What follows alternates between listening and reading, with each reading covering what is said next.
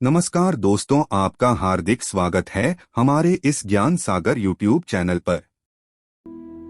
कई बार ऐसी परिस्थितियां हो जाती हैं जिनसे आपको आपके मृत परिजनों से इतना अधिक लगाव होता है कि वह आपके सपनों में भी दिखाई देते हैं।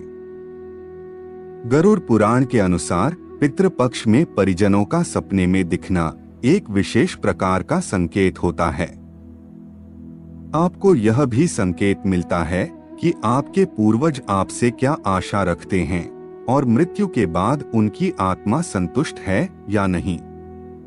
ऐसे अनेकों सपने होते हैं जो आपको अलग अलग संकेत देते हैं। यह संकेत क्या हैं और इनका क्या अर्थ है, यह सब हम आपको इस प्रस्तुति में बताएंगे। वीडियो को शेयर करें व चैनल को सब्सक्राइब करें। अधिक समय न लेते हुए आरंभ करते हैं। गरुड़ पुराण के अनुसार जब किसी व्यक्ति की अंतिम क्रिया विधि विधान से नहीं होती तो उस व्यक्ति की सद्गति नहीं हो पाती। इसलिए उसे अपने वंशज सपने में दिखाई देने लगते हैं। साथ ही दूसरा कारण यह भी हो सकता है कि अगर आपके पूर्वजों की कोई इच्छा पूरी नहीं होती तो भी वह सपने में दिखाई देते हैं। यदि आपके परिजन स्वस्थ अवस्था में और अपनी आयु पूरी करने के बाद स्वर्गवासी हुए हैं और सपने में बीमार या कष्ट में दिख रहे हैं तो इसका अर्थ यह हुआ कि उनकी आत्मा को शांति नहीं मिली है। सपने में आकर परिजन आपको संकेत देते हैं कि आप उनकी आत्मा की शांति के लिए कुछ करें। ऐसे में आपको ज्ञानी पंडित या अपने बड़े बुजुर्गों की राय लेनी चाहिए और तर्पण, श्राद्ध या दान आदि विधि विधान से करना चाहिए। इसके अतिरिक्त अब हम आपको बताएंगे कि वह क्या क्या संकेत हैं और उनके क्या क्या अर्थ व प्रभाव हो सकते हैं।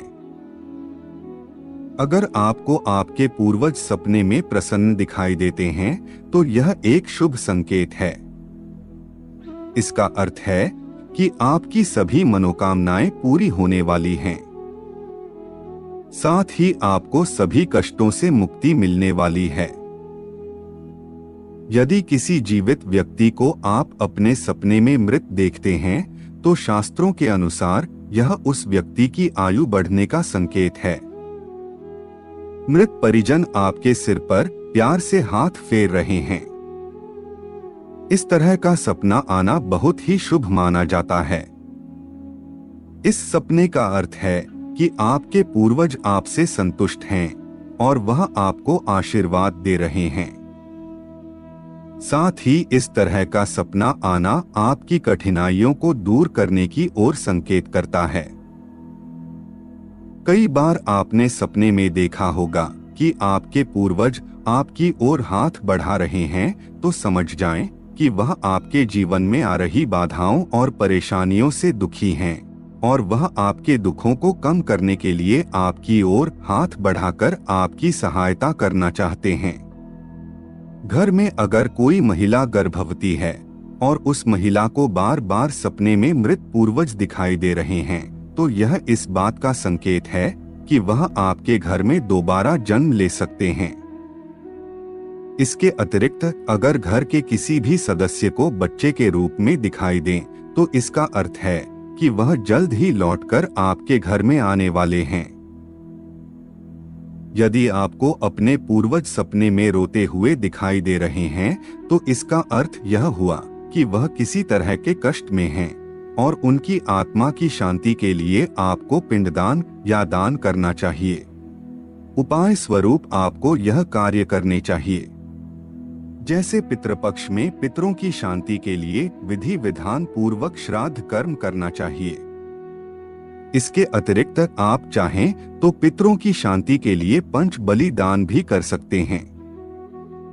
इसके लिए आपको पितरों के नाम से भोजन बनाकर ब्राह्मण, कुत्ते, बिल्ली, कोएं और गाय को दान करना चाहिए। गरुड़ पुराण के अनुसार गया श्राद्ध का बहुत महत्व बताया गया है। गया में जाकर श्राद्ध कराने से 100 पीढ़ियों का उद्धार होता है और पितरों की आत्मा को शांति मिलती है।